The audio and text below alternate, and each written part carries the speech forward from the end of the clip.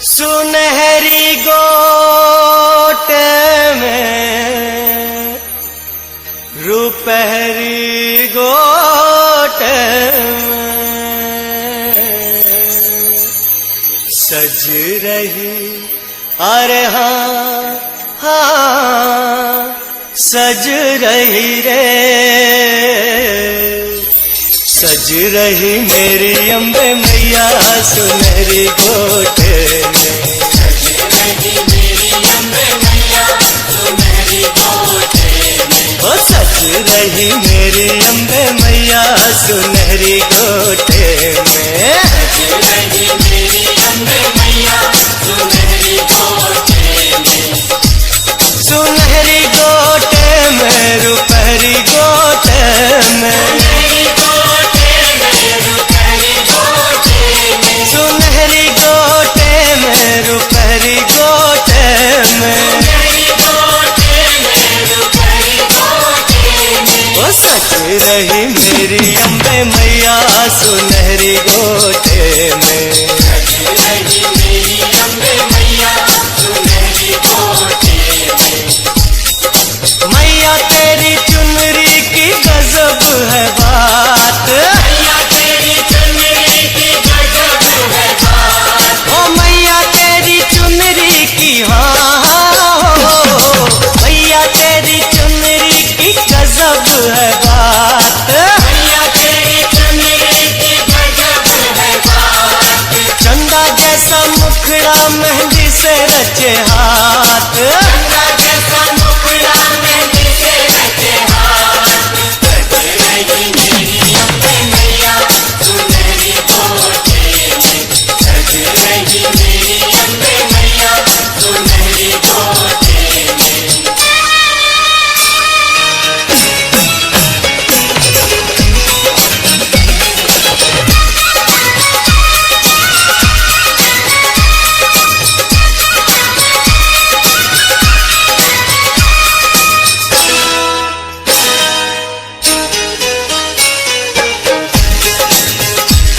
मैया के प्यारे श्रीधर बेचारे करते वो निर्धन नित कन्या पूजन, माँ प्रसन्न हो उन पर आई कन्या बनकर उनके घर आई, ये हुक्म सुनाई कल अपने घर पे रखो विशाल भंडारा,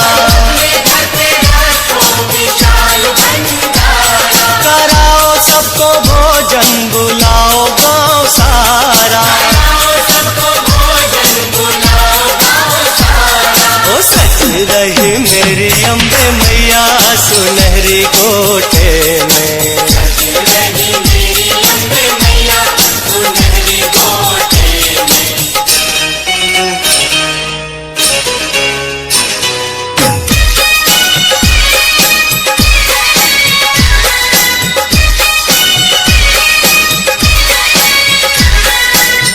श्रीधर जी विचारों में डूब गए, आखिर ये कन्या कौन थी। वो सोचने लगे मैं निर्धन इतने बड़े भंडारे का आयोजन कैसे कर सकता हूँ। सहसा उनके मन में विचार आया कि वो कन्या कोई साधारण कन्या नहीं थी, कोई महान शक्ति थी, और जब उसने इस महान कार्य का हुक्म दिया है तो उसका प्रबंध भी वही करेगी। यह सोचकर निमंत्रण देने निकल पड़े। गांव गांव संदेशा दिया, रास्ते में गोरखनाथ जी मिल गए। जब उन्हें निमंत्रण दिया तो वह मुस्कुराकर बोले, ब्राह्मण भैरवनाथ और 360 चेलों को तो देवराज इंद्र भी भोजन नहीं करा सके, तो तेरी क्या औकात है। परंतु उस कन्या की परीक्षा लेने हम जरूर आएंगे। मौका संदेशा घर घर में पहुंचा, करने को भोजन आज सब ब्राह्मण, भैरव भी आया चेलों को लाया, श्रीधर घबराए कुछ समझ न पाए, फिर कन्या आई उन्हें भीड़ बंधाई, वो दिव्य शक्ति श्रीधर से बोली, तुम मत घबराओ, अब बाहर आओ, सब अतिथि अपने कुटिया में लाओ। श्रीधर जी बोले, फिर बाहर आकर सब भोजन कर लें कुटिया में चलकर। फिर भैरव बोले, मैं और मेरे चेले कुटिया में तेरी बैठेंगे कैसे। बोले फिर श्रीधर, तुम चलो तो अंदर, स्थान की चिंता तुम छोड़ दो मुझ पर। तब लगा के आसन बैठे सब ब्राह्मण कुटिया के अंदर करने को भोजन। भंडारे का आयोजन श्रीधर जी से कराया, फिर सबको पेट भर के भोजन तूने कराया।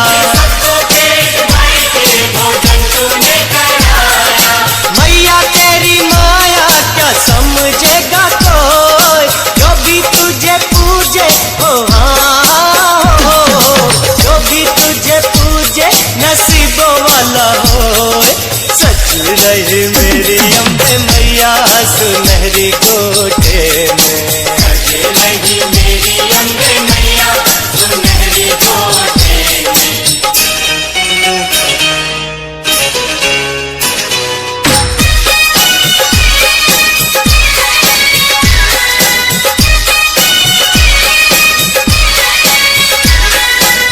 कन्या ने जब अपने विचित्र पात्र से सबको भोजन देना आरंभ किया तो श्रीधर जी प्रसन्न हो उठे।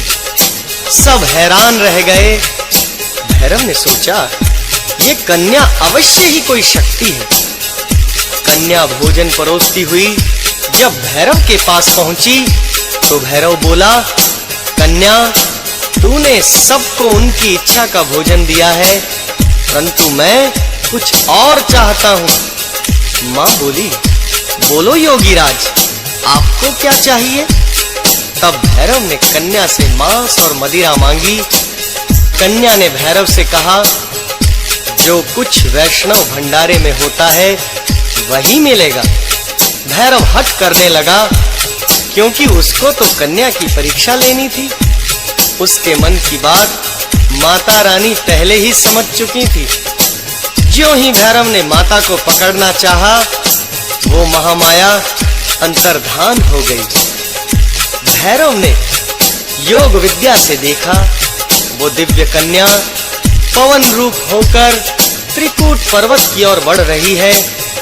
दर्शनी दरवाजा, बाण गंगा, चरण पादुका आदि स्थानों से होकर आदि कुमारी वाले स्थान पर पहुंचकर गर्भजून गुफा में देवी ने 9 महीनों तक विश्राम किया। भैरव ना छोड़ा मैया का पीछा। माँ गुफा के अंदर जब छुप गई जाकर, जब गर्भ गुफा में भैरव जाता था, पहरे पर बैठे लंगूर ने रोका। अड़ गया था भैरव जब अपनी जिद पर, लंगूर भैरव ने हुआ युद्ध भयंकर। फिर आदि शक्ति बनकर रणचंडी जब गर्भ गुफा से भी बाहर निकली, वो रूप बनाया भैरव घबराया। तलवार मारी भैरव संहारी, भैरव के तन से आवाज ये आई, हे आदि शक्ति, हे चंडी माई, मुझ पर कृपा कर, मेरा दोष भुलाकर मुझे कोई वर दे, ये करुणा कर दे। मैं हूँ अपराधी, तेरी भक्ति साधी, मेरा दोष मिटा दे, निर्दोष बना दे। भैरव शरणागत आया तो बोली वैष्णव माता, मेरी पूजा के बाद में होगी तेरी पूजा। मैया के दर्शन कर जो भैरव मंदिर में जाए, मैया की कृपा से रे